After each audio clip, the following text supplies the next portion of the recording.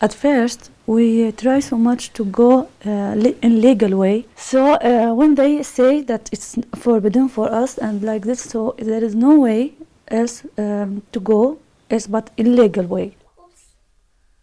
The journey is very, very dangerous. It's so much people, 53 or 55, I don't remember. It's so much people about the small boat. The boat become like this. It's like this, but it becomes like this. So it becomes, the water comes from the front. And I sit here, and all around me, there is some water in the floor.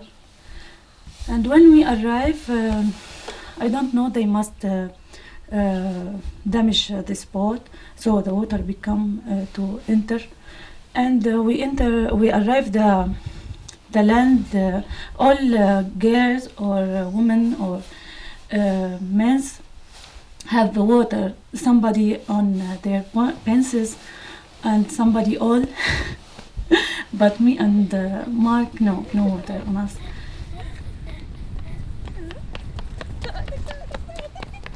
And in the boat, when we are swimming, I feel I want to sleep because I didn't afraid. When I sleep, one man think that I am out of my, so he make to me, see with me on my face to see if I am okay or not.